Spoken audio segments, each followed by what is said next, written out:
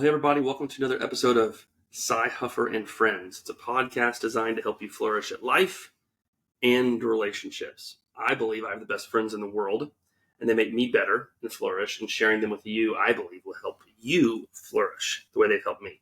So if you enjoy this content, always please like, comment, or subscribe. We are on Apple, Spotify, and YouTube. Today, I'm excited because I'm actually in person with some of my best friends in the whole world, Atlas, John, and Cody. And so I'm going to let you guys share a little bit about yourselves, where you're from, your family, and what you do. So, Cody, you want to get started? Sure. My name's Cody Graves. I'm currently the pastor at First Christian Church in Baxter Springs, Kansas. And I've been there for 11 years, right out of college, which was a wild thing that they even hired me. But it's been a great experience. Been a wonderful church and just kind of an awesome ministry that's going on there. I have a wife and two kids, 4-year-old and 18-month-old. So we're just kind of in that season of life with little kids running around and just getting into things like t-ball and school and all that kind of stuff. So that's kind of where we're at and what we're doing professionally and with our family. That's awesome. Atlas, you go ahead and go next. I'm Atlas Oliver. I also live there in Baxter Springs in southeast Kansas with Cody. We go to the same church. Well, I go to Cody's church. We attend the same church. It's very incestuous. Yeah. But we grew up together, college roommates. I was Cody's into the group. Mm-hmm. Yeah, we live there. Me and my wife, we've been married 11 years this year in November. Mm-hmm. We have 4 kids, 8, 4, 3, and we'll be 2 in July. And much the same as Cody. It's just crazy. Softball and soccer and school and everything going on. I work for an internet company as network support. Network administrator. That's awesome. John? I'm Jonathan. I know these guys from Ozark, and I am a professor at the University of Jamestown. I teach religion and philosophy. So. And you have a family. Yeah, but you really, this is the good stuff right here. My wife's Madison. We've been married, I guess, 13. I should know that. Yeah, you're in trouble. No, married 13 years since 2012. We have 2 twin boys, Soren and Augustine, who are both 6. And I guess I've always just been sort of a mentor to Cy. He's always just kind of looked up to me. And, just tried to lead him well. That's true. That's so true. What's funny is I met kind of how Cody and Atlas grew up together and have kind of an early friendship than the 4 of us. John and I met first in high school. And it's a crazy story how we met. You remember it? You want to tell that story? Yeah. So Cy's youth pastor, Art Matheny, moved from Oklahoma to Vancouver, Canada to do his master's at Regent College and his MDiv. And then he became my youth pastor in Canada. And then one day, Cy and his family decided to come up to Canada to do the cruise to Alaska from Vancouver. Yep. So Cy and Art met up, and Art brought me along. And so I got to meet Cy, and I didn't really like him. So because the background was Vancouver's a very secular city. I wasn't super religious or anything, and Cy's this small town that's right. Yeah. Christian type dork, Mm-hmm. and I was just like, shut up, man. But then when I kind of had my religious kind of conversion experience, I decided to go into ministry. So then I went to Ozark Christian College, and then Cy was in the dorm room across from me. Literally across the hall from each other. If I was on my bed, I could look in and see him on his bed. That's right. Yeah. It's kind of uncomfortable. And we were just like, what? John? And you Cy, and that started our friendship. Yeah. So that's pretty cool. It was meant to be. And Cy did not like me either. That's too strong. It was awkward at first, and then we became very good friends. Yes. I think that's what I wanted to talk about today. Burn. I know, slow burn. It was a slow. I grow start to a good rom-com. Yeah, like a bacteria that just gets bigger. I was so excited to be able to do this with you guys today because the more people I meet who are trying to like live life, especially where I'm at in Naples, Florida. I guess I should introduce myself. I'm Cy Huffer, Naples, Florida, pastor at the Gathering Christian Church. And I have a wife, Monica, 2 kids, Jerry and Chandler. And as we've been doing ministry there, we have really seen people who've been transplants from all over the country and the world, even to Naples. And what they struggle with is making friends and maintaining friends.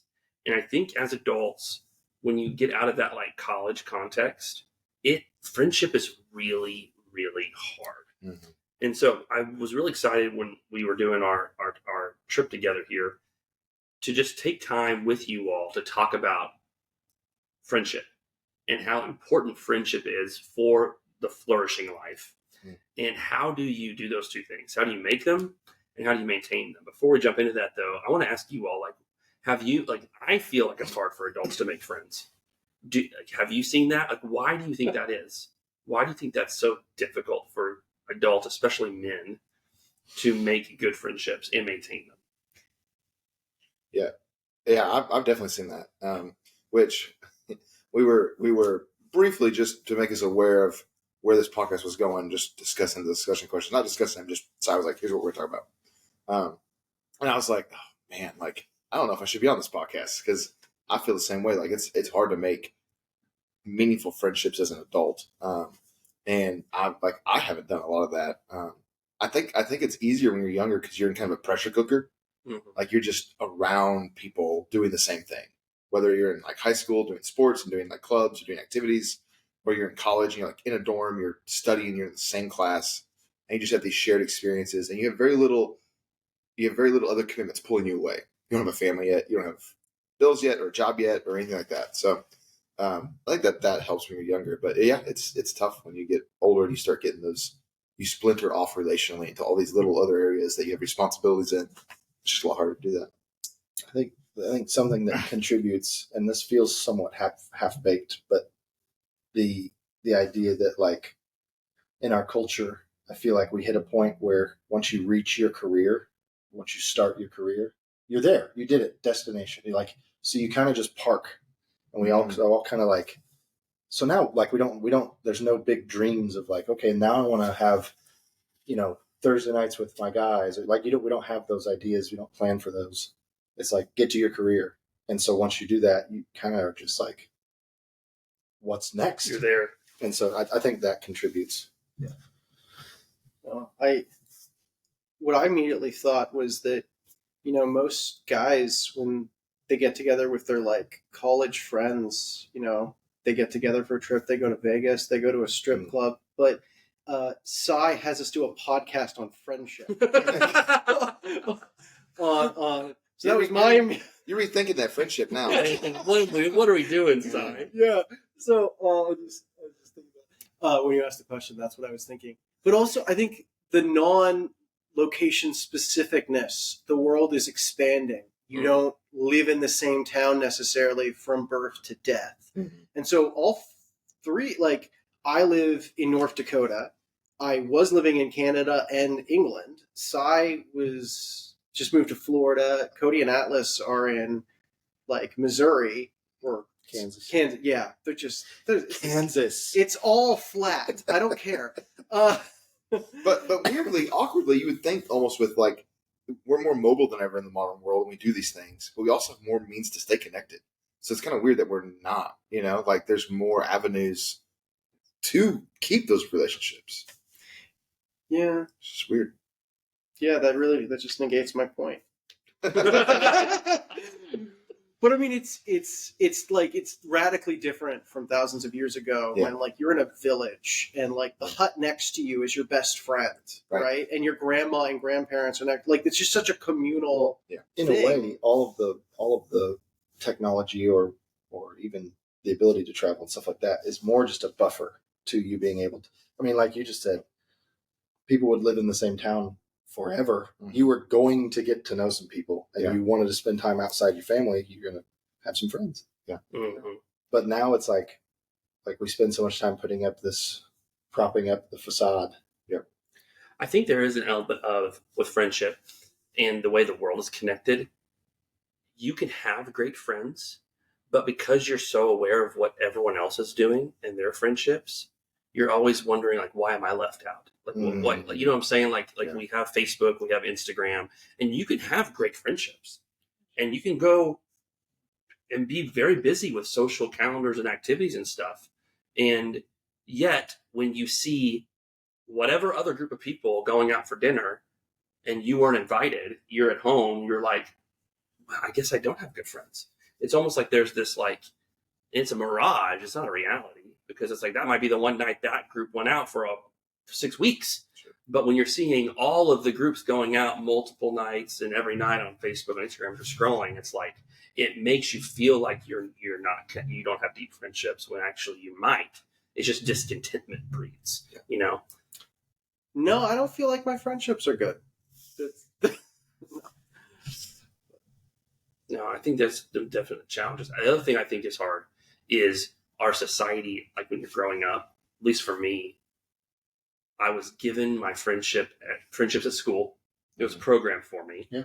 Little league, soccer, baseball, like all of these things, I was given my friendships. Yeah. And I just went to these things, and my friends were in those contexts. Even in college, here's your friends, your dorm, who you live next to, you don't. And then when you go out and become an adult and get a job, it's like, if I don't have best friends at work, then I don't have friends, because society's not programming friendship for me. Yeah, like Cody and Atlas, you guys met like in elementary school, right? And you're just like, yeah, okay, we'll stick with you. Yeah. And like you were in the dorm room next to me, so it's like, yeah, okay. It's almost the younger you were, you were significantly less picky too.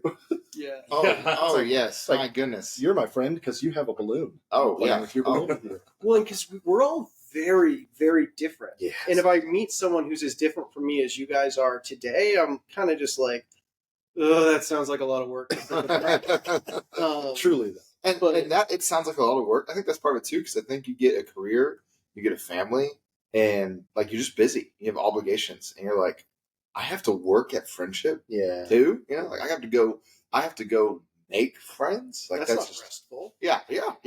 And maybe on the other side of that, there's rest, but that startup cost is high, and you're just like, oh, That's true. That is a really good point. I mean, when you think about the priorities in your life, it's like, well, if I'm married, it's that. You know, if there's a religion, it's that. Then you have your kids, then you have your work and your income, and next thing you know, it's like, what time do I have to invest in awkwardness, hoping that it'll pay out 9 months down the road? Well, and they'll like hitting that this age, where we're just talking about making new friends. You're constantly weighing, like, I could do this, or I could do, like, you just have more and more the older we get, it seems like, more things that are demanding on you. So making that choice just becomes even more difficult.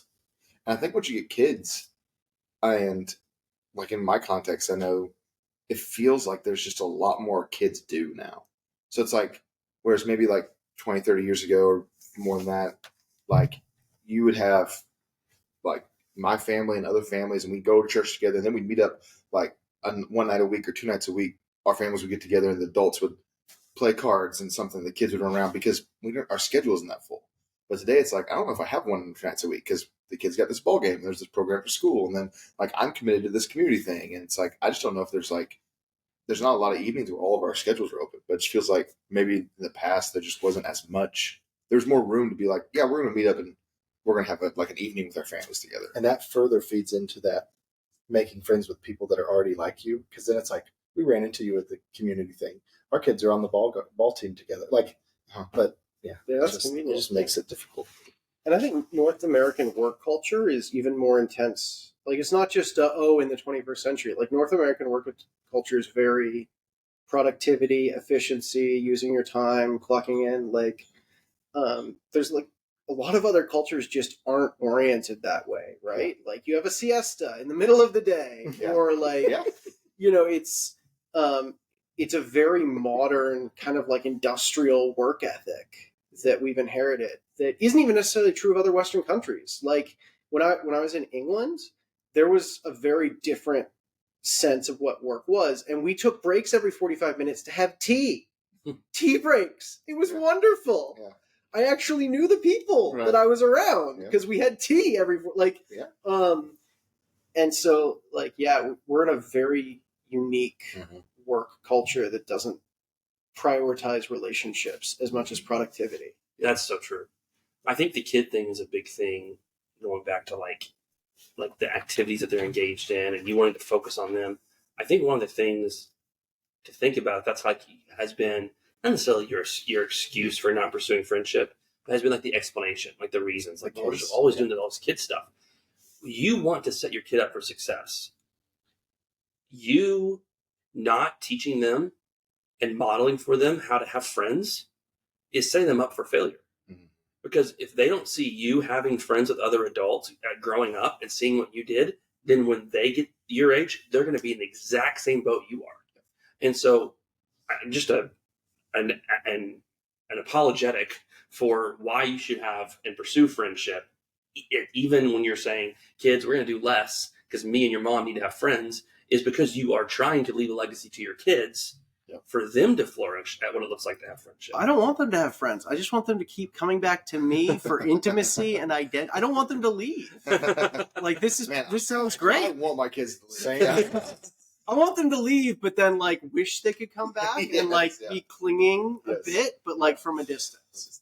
I you know what's funny is so at our church we do small groups and we try to push it really hard, make it a big deal, and we have people every year that are in our small group that have kids, and there's almost always at least one couple, if not like more than that are like, we got a sitter for tonight, or we left them at home, and you know, because they're a little crazy and they're a little, and I'm always like, no, you should bring them for that exact reason. For like, I think it's good for them to see you with friends and us in this. Like, we always bring our kids are crazy. And we always bring our kids to small group, just because like it's good for them to see mom and dad hanging out with these other people and what they're doing and how they're doing it. Yeah.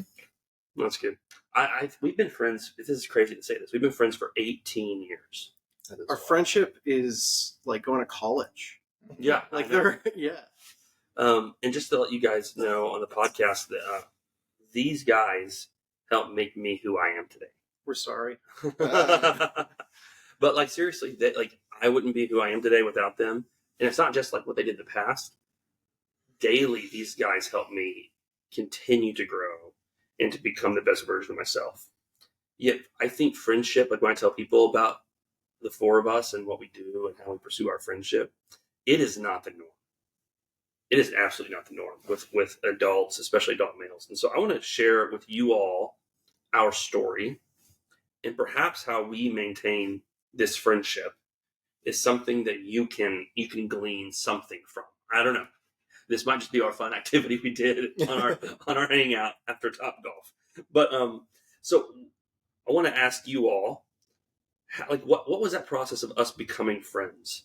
Like, what are the things we did that helped us create this friendship early on? Because like you said, John, like it wasn't natural at first. Like, especially like me and you, like our friendship wasn't natural at first. And we had to work through some things and bust through some barriers and obstacles and differences to find that in each other, that deep friendship. And so like, what are some of the things that we did that helped initiate that and make us friends with each other? I don't think there was a lot of intentionality at first. I think we've learned and taken an active role to like maintain the relationships as we've got older. But yeah, I think at first it was just proximity and like stuck in a dorm for you and me at least, and you guys, the proximity. And then once that comfort zone was there, it takes me probably a year to feel safe with someone. I'm very like slow. So I kind of need that forced proximity. And I don't know. I think for you and me specifically, we had to not write the other one off. Yeah, because we were just so different. We're so different. I was big city. You were small town. Yeah. I was coming from a very progressive, liberal place, and you were, this backwards, small-minded, fundamentalist bigot. And we, so a lovable small-minded.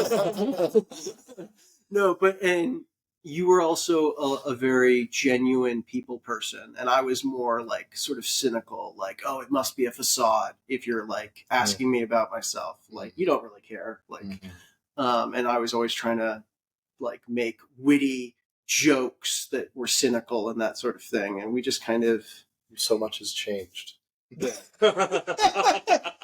Now we've grown and wisened. Yes. More mature. We've moved beyond the jokes. No, what's changed is We Cy target. has gotten over his objections, and now he loves me for who I am. But we I did. Go ahead. I was just going to say, I agree with John, because at first, you can't say it was intentional, especially like ours. There were 4 of us freshmen running around together that first semester at Ozark. And one got involved with Frontline, and one got involved with baseball. And so we were like, I guess it's just us. And we just started, that was it. Just kept hanging It wasn't, it wasn't anything. We were in the same dorm and, freshmen at the same time. That's what happened. Most of our like deepest relationships are weird luck or providence. Like they're not. And as you said, kept taking. But I think I want to point that out, though.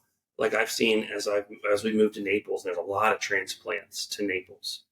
And Monica, my wife, she calls it the freshman year of college syndrome, where people move there and they get in this friend group. And that friend group seems like it's going to be the friend group. Yeah. But then 6 months in, a year in, it starts to kind of break apart and implode. And they're like, oh, wait, I don't really necessarily agree with this person's politics or the way they do life or their morality, or we don't really click. And we've seen a number of kind of friend groups dissolve.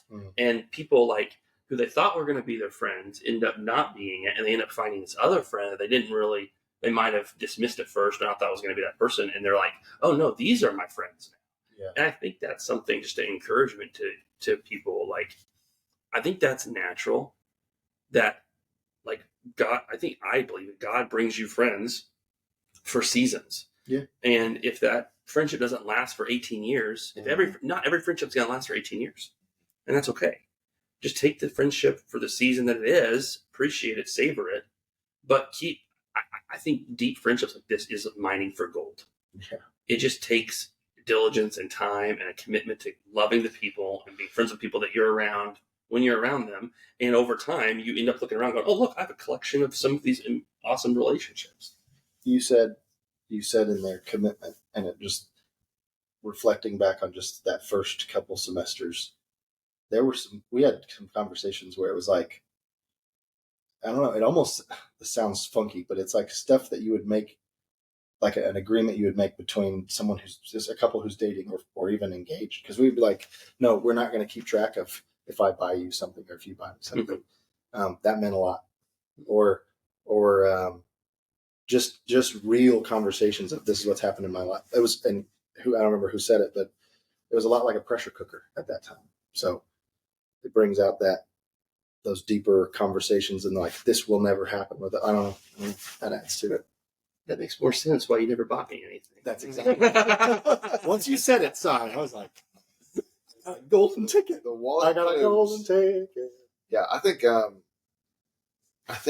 when we were kind of hitting on it, but just that idea that friendships take time, but sometimes, at least a lot of the ones that I think are the best friendships, it's less of a progressive thing. It's more like there's lots of opportunities for like to have that moment where the friendship grows a lot, and we're gonna give ourselves as many of those opportunities as possible and do these things together.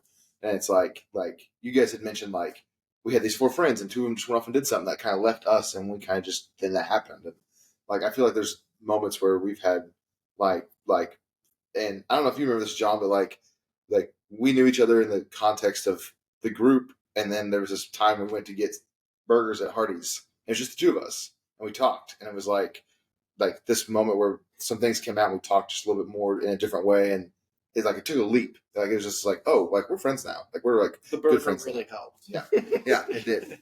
It helped because I quit talking. I just put it in my mouth. So and then like one of our other friends, like awkwardly, and he did wrestle in high school. I think Pete wrestled in high school. Yeah, I think so. But awkwardly, like there was this time where like he would come in at night and like just want to wrestle me, and we would just like wrestle, and it was like this weird thing, but it was like, I feel like we're friends now. We've touched each other, and we're friends now.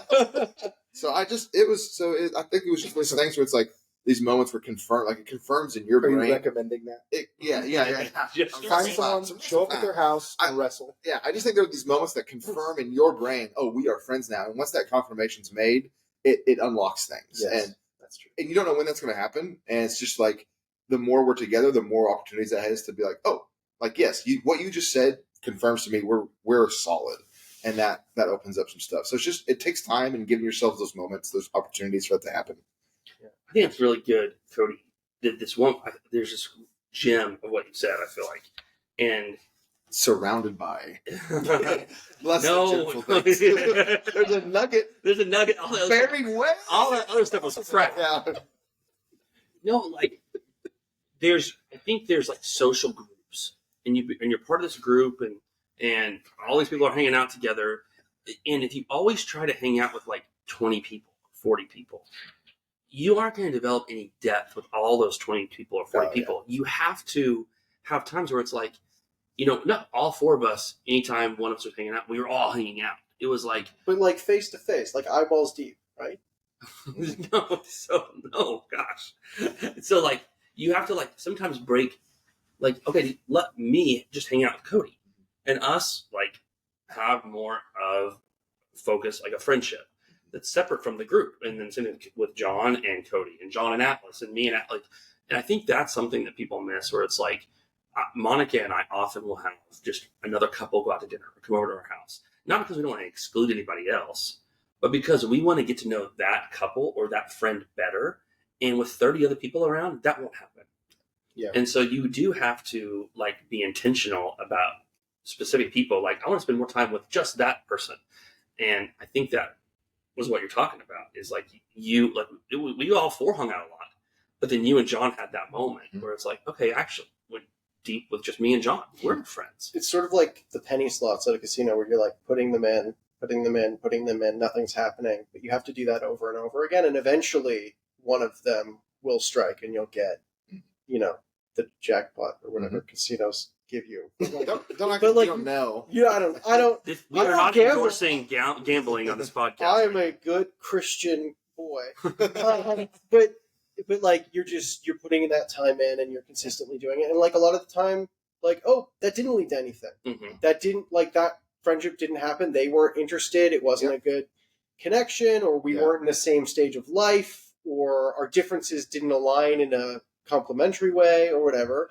But if you keep putting those coins in, eventually it's a numbers game, right? Like, I don't want to see people as like, numbers, but like if you're trying and you're putting yourself out there with those relationships, eventually something will happen. And it's weird. Like I've put myself out there in North Dakota. I just moved there this year to try to make friends, and multiple times I've felt rejected.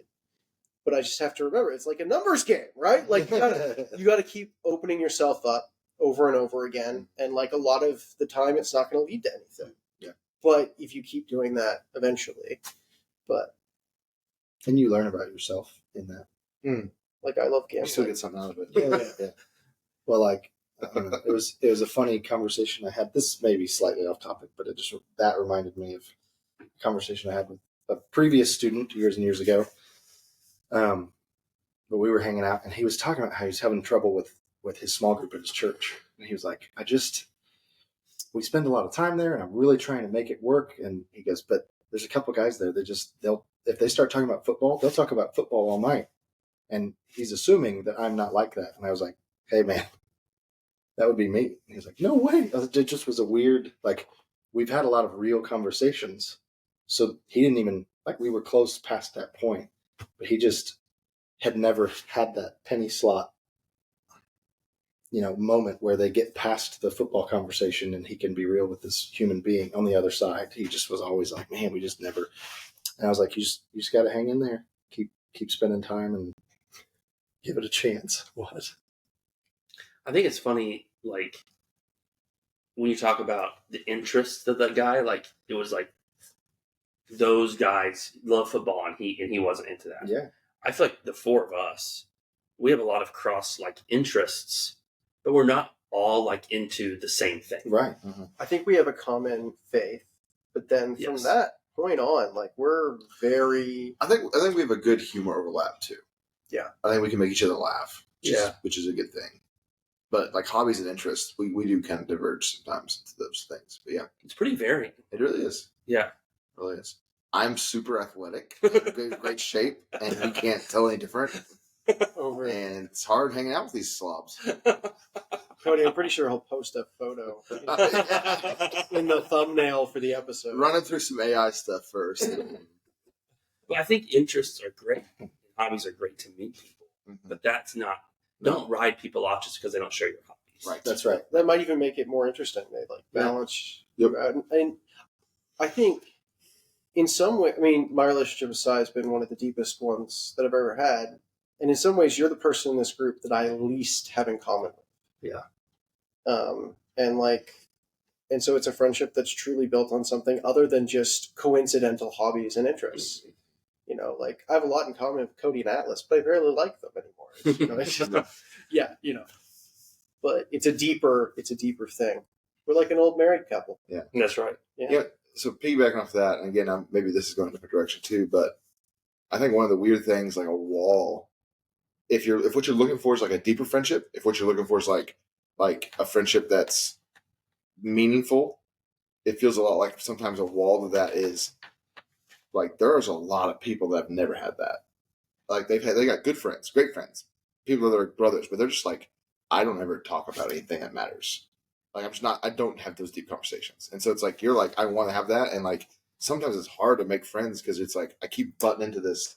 It doesn't get any deeper. I try to have it. And they're like, well, that's a weird thing to talk about, And again, not that this individual doesn't have friends that they see as very important in their lives, but it's just like it just never hits this level of depth that you're like, oh, I thought like I'm trying to get there, but you just keep hitting that. Says the guy who never shuts up about LeBron. I don't mention him that much. That did not help your case. Yeah, I think I don't know where I heard this from. But men connect into shoulder-to-shoulder activities. Yeah, and women are face-to-face activities where they can talk to each other and have conversation. Or men, it's like, what activity are we doing together? And it's like, he can be my golfing buddy, and there's some stand-up bit where it's like, hey, I went and played golf with so-and-so. Well, how's his? He just got divorced. Is he okay? It's like, I don't know. We didn't talk about that. that's Brian. Is it Brian Regan? Yeah. And it's like, well, didn't you golf with him? Yeah. Well, didn't you ride his car? Yeah. For how long? 4 hours? You didn't talk about that? No, we played golf. Like men can do that. And it's like, well, that's my friend. And because we do a lot of shoulder-to-shoulder activities. And men have got to learn. And I think if you want to have depth where you can have people that you can talk to things with, men have got to learn at some point how to have face-to-face conversations with each other, which is hard and intimidating, especially if it was a model for you by a father figure or a mentor or someone you looked up to. Like that is something that's very foreign to us. Mm-hmm. It's interesting because I think that's very true for most men. I think sorry, I'm hijacking what you were saying, but like I never had close male friendships with peers until you guys, because I don't think I ever felt like I could fit in with the type of masculine culture, like precisely because I wanted to have those face-to-face deep conversations immediately. And like I was really good at sports, but I quit because I didn't fit into the locker room culture where everyone's just joking around, like, you know what I mean? Mm-hmm. And so it's interesting. I think for a lot of us, we fit into that, but then there's also a lot of men who don't feel accepted by other men, and like they fit into that masculine paradigm of how to connect or to have the bro jokes where you're like poking at each other all the time. Yeah. And so they don't have those relationships, or they try to like, because I think primarily I felt close to females, but then when you get older and then females are like, oh, females, hello. And then it's like, no one's safe now. I don't feel safe with men or with women, right? Like, I'm just alone. And I would have become an incel who was very angry, but then I found you guys and I felt more accepted. But this all makes me think too about like there's a growing thing of just online only friendships, and how that what you've mentioned, it's like it's not quite face to face or shoulder. It's almost like you almost have to explore that quite a bit, screen to screen. Yeah, but something. Yeah. To get to that next level for friendship. But that's a big and will only be a bigger thing as Yeah. as time goes on. John, as you're talking about that, I was thinking I have a buddy of mine who hates small talk. He just can't stand it. He's like, you want to talk about like how you're trying to grow your business or like goals or personal fitness? Or, let's talk about serious stuff. I don't want to sit in a lobby or on the street or whatever and just chit chat about nothing. And for me, I could chit chat about nothing my whole life. I hate deep conversations. And John, I feel like you have forced me more than anyone to go deep. And so that has been hard for me to learn. But it's made me a better man and a husband for sure. It's made me a better husband because it's helped me know how to have a relationship with my wife. Well, I think that works both ways because you made me a lot more shallow. Thank you. Yeah. I'm good. I'm glad I did. You needed it. You needed to get out of Yeah, get it out in your head. That's probably true. That's probably true. So we became friends. You guys early growing up together. Yeah. Us, me, you, and the rest of us at college. But it is rare to have people who like disperse around the country and the world like we have and maintain a friendship for 18 years. Yes. Like people, I've been friends with a person for 18 years because we live in the same town. We've gone to the same church where we work together. Like none of us have worked together. Like been on that's not true for us. So like how have we maintained this depth of, and I feel like we're closer now than we were 10 years ago. Oh yeah. It's not like we're just like doing it because we have to. This is actually getting deeper Right. and more important to me. I think after we finished college, we kind of rode the steam of our 4 years together for a few years where it was like, we're still close because we had those 4 years. And like, we can call each other up every month or two and the closeness is still there because of that period. But then we got really involved with ministry. We were all married. We started to have kids. And like the time in college became further and further away, a more distant memory. And so like, I think we kind of made a decision about 5 or 6 years ago to start talking every day, even just for, did I get there too quickly? No, dude, that's perfect. I just want to start talking every day. Do you know one of the reasons I was convicted about that? Like us, I feel like you're right. We kind of dissipated about 5-6 years after college, and it really hit me. You called me one day. Do you remember this? And you're like, "Are we okay?" And I was like, "Yeah, you're like one of my best friends. Yeah, we're totally fine. Where's this coming from?" And you were like, "We haven't talked in 6 months." Do you remember this conversation? Obviously not. And I was like, Well, I'm insecure about all of my friendships, so this it's was like That's a regular call he makes. no one's talking to me. No, I remember this vividly because I was like, quality time is not a love language for me. And so I can go months and even years without seeing a friend and see them be like, we're just like we were 2 years ago, He's a right? relational camel. Yeah. Holds the relationship. But you told me, you were like, we've got to talk at least once a month. And that really hit home for me. Because I was like, that's what you needed, friendship to maintain that closeness and that proximity even when we weren't living in the same town. So we started doing that. But then that led even to what you were going to say. Yeah, which was that I think it was around the pandemic where we started to say, what if we checked in once a day, even if it's just for 1-2 minutes, just so that there's like that touch point. And if there's some big thing that's happened, then we talk longer.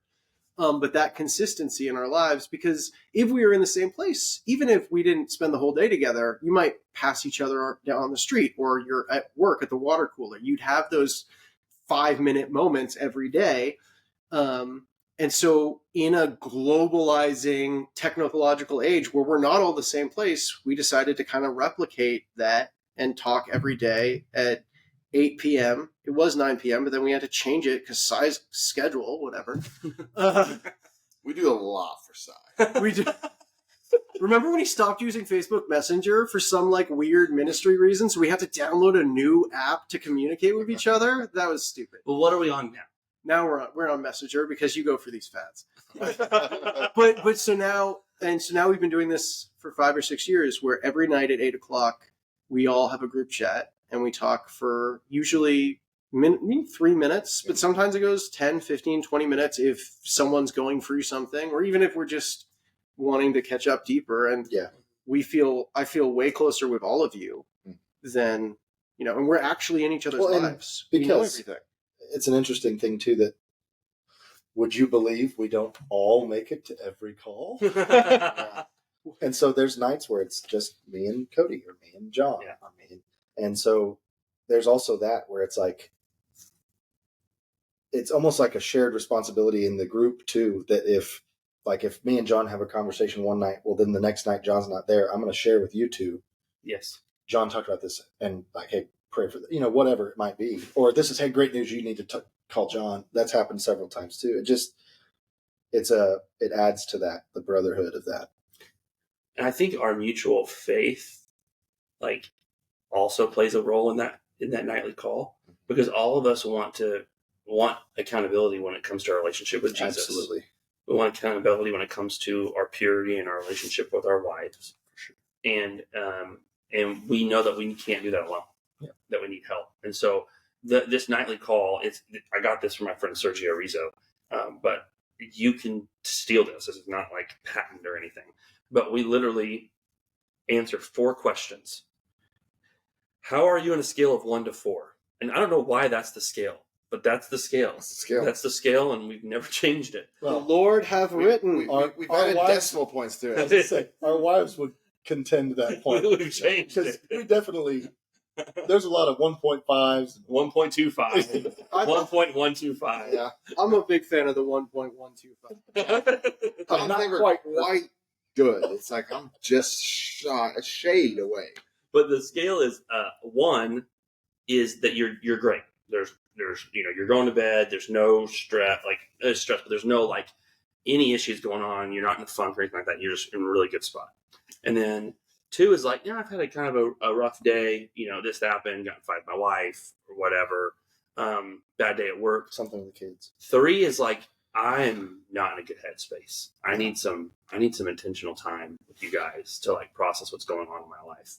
And then a 4 is like, I need you guys to come. Yeah. Like I need somebody. Get on a plane, come, because I am not doing well, and I don't know if I'm gonna make it. And that's the scale. So 1 through 4, so we take turns. There's also a 0, and I won't tell you what justified it, but it may have involved lasagna. It's a food coma. And so it's a scale of 1 to 4. You give your number, and the second question is this: have you spent time with Jesus today? Yes or no? Have you honored your wife? Yes or no? And the last question is, have you lied to me? Yes or no? And so typically it's like, I'm a 1. Yes, no. That is like a standard, like, that's it. And we'll go around the circle. And then if we have any other things to talk about or things come up or whatever, we do that. And then that's the 3-minute conversation. Yeah. That's it. And if someone's answer was 2 or 3, then the conversation goes longer. Yeah. But that code means we can get in and out knowing generally how everyone is in 30 seconds. Yeah. And it wasn't actually shallow because we algorithmed this. I think underneath this, one of the foundational principles of how you maintain friendships, and it goes back to why making friendships is hard as an adult. Because we were saying earlier, when you're a kid, your friends are given to you. You're just in this pressure cooker, like you just are around them, you just become friends. And then when you're an adult, it's like you have to be intentional about it and maintain friendships the same way. Like you just got to be. I remember Atlas, we've been friends forever, and we talk about shared interests. Like we have some similar interests, and we play video games, so we would kind of maintain a relationship just because we get on, we play video games together. And we've been friends since we were 6. So there's just a lot to build on there. And then Sai moved back into the area, and we started meeting. And that maintained the friendship. And I would call John pretty regularly, just talk. And so that maintained, but those were decisions. It was I'm gonna call John and talk to him. So I was like, Cody, do you want to meet with me? It was a very intentional thing. Yeah. Along with that, I was gonna say and I would say before even trying to do the calls, we had gotten together, was it twice? Once at your house in Joplin, Oh yeah. I thought one other time, maybe just at the park or something, and we just realized like this needs to continue. Like we want this. We just didn't really have the means yet. We hadn't thought of all of the different We didn't have the ways to do. Yeah, and so. But I remember having those conversations towards the end of those get-togethers where it was like, okay, this really is family though. We want to stay together through it all, and it's like you say, it's a commitment. It's just that thing. Well, and then to accompany that is that we do a retreat once a year in person, because we do have a virtual online relationship that's very great, and it's consistent, and it's daily, which is insane given that we're in different places, often different countries. Yeah. But we also need the physical, the embodied, the incarnational, even if just for one little moment, right? Mm-hmm. Yeah. So every year, for the last 5 years. Is it been 5 years? This is our fifth trip. This is the fifth trip. We take Which is wild. 3 days basically, and we get an Airbnb somewhere. I mean, John and I, we're in Kansas City this time. We flew. John's flying in. I'm flying in from Naples. It costs more for all of us to do this. Like, that's the thing. If you want to maintain friendships for the long haul, it's going to impact two things. It's going to impact your calendar, and it's going to impact your wallet. Mhm. There's just really no other way around it. And if you're not willing to invest your treasure, is what Jesus would say, well, your treasure is your heart is also. Mhm. Your heart follows your treasure. Your treasure doesn't follow your heart. If you want to have friendships, invest time and money into it, and your heart will go and be in those friendships. There's another group of friends my wife and I met in Indiana, and one of the things Monica had to start doing was really wise, was when we would hang out as friends, everyone brought their calendars to the hangout. Mm-hmm. That's cool. And so we're going to hang out to this night. We're going to have the kids all in the other room. They're playing. We're going to hang out and do a game and have dinner. This couple's hosting this time.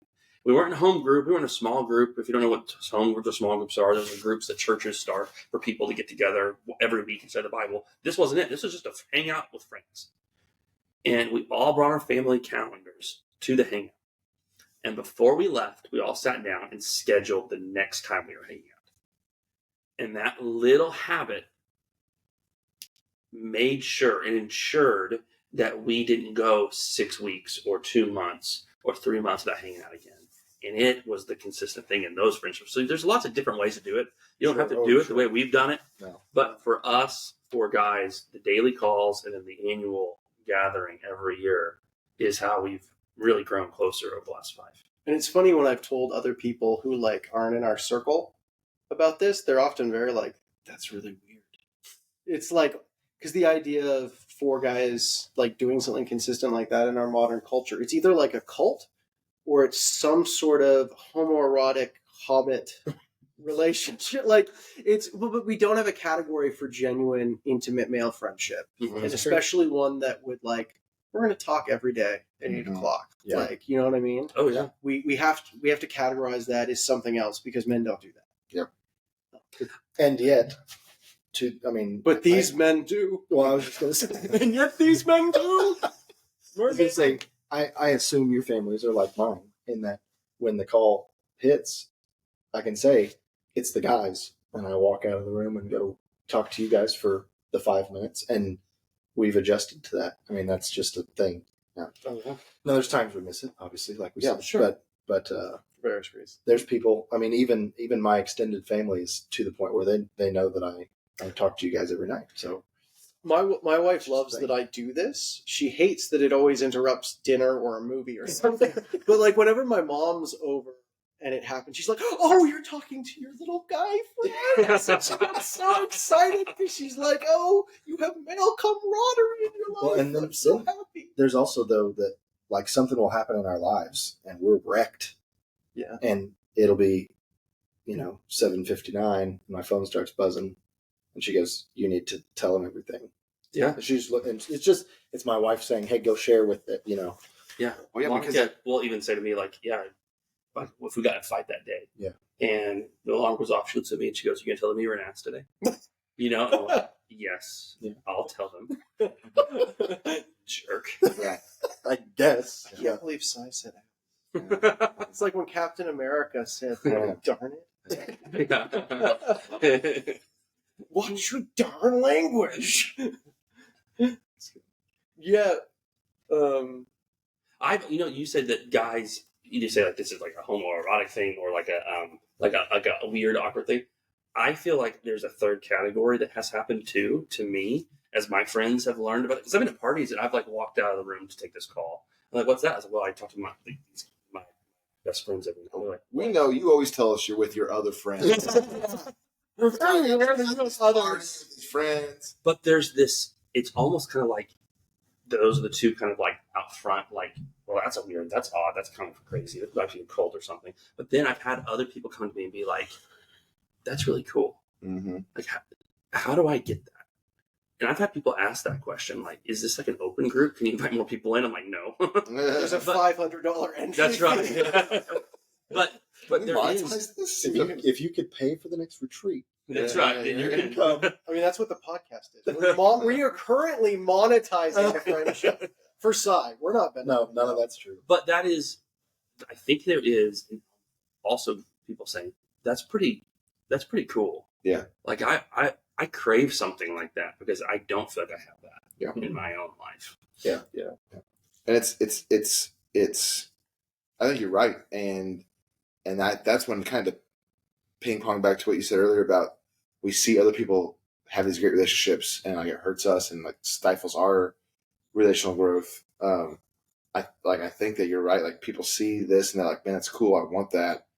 And it's hard on them sometimes to see that. Like there's a group at our church that like it's like 6 families and they're all super close and they go on cruises together and they do all this stuff together, and there's other people their age have been like kind of offended that they weren't a part of that, even though they really shouldn't be. But they just see these people that are like in one circle and they have a tighter circle, smaller circle inside that circle.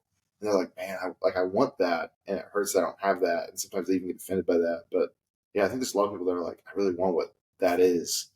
And it's really cool you guys have that.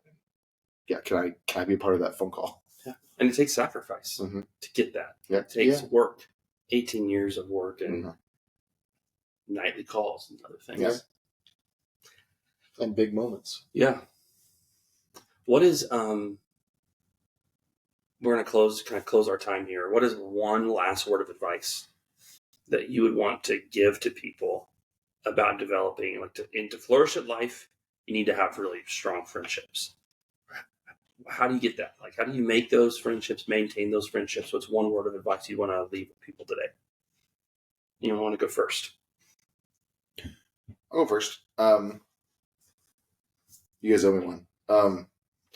I think maybe just be willing to be uncomfortable. Be willing to get uncomfortable. So like your whether it's your job, your family, whether it's the friend or two you have right now, it's so easy to stick in that. It's comfortable.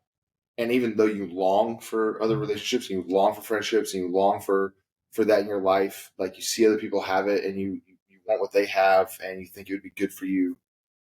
It's just that it's going to be uncomfortable to, put myself out there. I'm interested in whatever it is, and to go do that and to like be a part of that and sign up for that. That's going to be uncomfortable. It's going to get me out of these comfort circles, but that's the only way it happens. Like it just doesn't happen any other way. It's not until you kind of put yourself out there, it's not going to happen. And it could be any kind of number of things, but just putting yourself out there to say, there's a group of people who do this. I'm kind of interested in that. I'm going to sign up for it or be a part of it or go to this event or go to this, church is a great place to do that. Like I'm going to go to this church. I've been going to this church. I'm going to be a part of a small group. Like I'm going to like do these things that are weird and new and uncomfortable, but it's the only way you meet people and start that relationship. So like if you want that, and you should want that, and it's really good for your life. If you want those friendships, you just gotta step. It's being comfortable all the time that keeps you from building those new relationships. And so if you want those new relationships, you gotta step out of that. Can I piggyback right along with that? Because I think I can do it. My thought just went to, we're not the same guys. And obviously, I don't think we would be. We're all larger. Yes, we are. Twice the man. But I don't think that would have the solid foundation of friendship without Jesus Christ, obviously. Yeah. So there's that. But I think you just have to, just like I said, piggyback along with what Cody said. You have to have grace for one another. Of like you don't have to stay who I liked you as in college, or before you moved away, or whatever it might be. When you make a friend, like, have the grace, like, you're friends now. Be gracious to your friends. It's good. I felt pointed. No, I just think we've all changed. No, we have. That's a really good point. My kind of last advice that I would say is, don't ever, for any reason, do anything to anyone for any reason, ever, no matter what, no matter where, or who you are with, or where you are going, or where you've been. Preach it. Ever. Yes. For any reason whatsoever. Yeah. In the words of Michael Scott. I was going to say.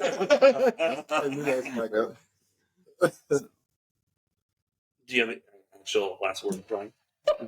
I don't know if Like, that was it, dude. That was. I don't know if I have any advice for other people. These are my friends. Go get your own. But I don't think I ever thought I'd have friends like this. And I'm just really thankful that I do. Mm-hmm. So, and that we do deep stuff like this instead of, just going to a strip club or something on our guys' retreat. Which, the Hangover movies are basically guys like us bonding over that world, and we're here processing our emotions on a podcast. And I don't think I ever thought I'd have male relationships like that. So I'm just really thankful. Mm-hmm. That's cool. So, all right, let's hit the strip club. No, we're not hitting a strip club. With a bus, because this moral indignity shall not stand. My last advice is, one of the titles of Jesus is Jesus was a friend of sinners. Mm-hmm. And that means that he was a friend with people who let him down, who sinned, who failed, who messed up. And unless you're Jesus himself, you are a sinner. And the friends that you have are also sinners. They are imperfect. They will let you down. They will fail you. They will mess up. And to maintain a friendship, you will have to forgive them. You will have to, and we've all had to do this to each other. Mm-hmm. We've all pissed each other off. Mm-hmm. We've all hurt each other at one point or another with neglect or whatever. Let's share our stories about how. Yeah. When did I hurt you the most? Yeah. I don't think Cody's ever upset me. Any one of us. You guys have, but I'm a good person. No one is good. None. But you will have to, in order to maintain a friendship long term, unless you just every 2 years when a friend ticks you off, you write them off, you're not going to have friendships for 18 years. Yep. And so if you want to have a friendship for the long haul that has depth, that makes you a better person, you will have to forgive them. You will have to show them grace because they're sinners, and they will have to show you grace at some point. And if you're not willing to do that, you're not going to have a long-term friend. So that's my last word of advice. Some of you have, if people want to connect with you, they can watch sermons or lectures or whatever on different platforms. Cody, you want to tell them about your church and where they can catch up with you if they want to follow along with what you're preaching through? Yeah, absolutely. We post all of our Sunday messages on our Facebook page. You can find us on there. Just search First Christian Church in Baxter Springs. But also our website, fccbaxter.org. If you go there, you'll find all of our sermon series and everything we've been all the content we put out. Yeah, that's a great place to kind of catch up on that stuff. You guys want to talk about your stuff? Yeah, so I have my home website is jdlionheart.com, jdlionheart.com. I run a podcast, the Spiritually Incorrect Podcast, which just does sort of crazy topics. We had an exorcist on there. We do I don't know what they're doing now. The podcast has a bunch of crazy stuff. We had an exorcist on there. We had a former Wiccan, we had a NASA scientist. We basically explore any sort of spiritual, philosophical, cultural, political, whatever it is. If it's an interesting topic, we do it. So check that out. You can get that through my website or at the spirituallyincorrectpodcast.com. The podcast is Spiritually Incorrect. So check that out. And I also have a book coming out, The Journey of God, Christianity in 6 Movements, that basically walks us through the Bible from beginning to end, but in it's kind of like part novel, part sermon, part philosophical debate. So it's attempting to retell the biblical story in a fresh way that's exciting and interesting and actually makes it feel like a story. Awesome. So check that out. It's available for pre-order. The Journey of God, Christianity in 6 Movements. It's a great book. It's really good. Yeah, we all were able to get Early access. early access. Well, that's because I used them for forced editing labor. Yeah. Well, hey, thanks everyone for tuning in to another episode of Cy Huffer and Friends. If you enjoy this content, please follow along. You can like, comment, subscribe. We're on Apple Podcasts, Spotify, and we have a YouTube channel. And remember, as always, you're made for more, so don't settle for anything less.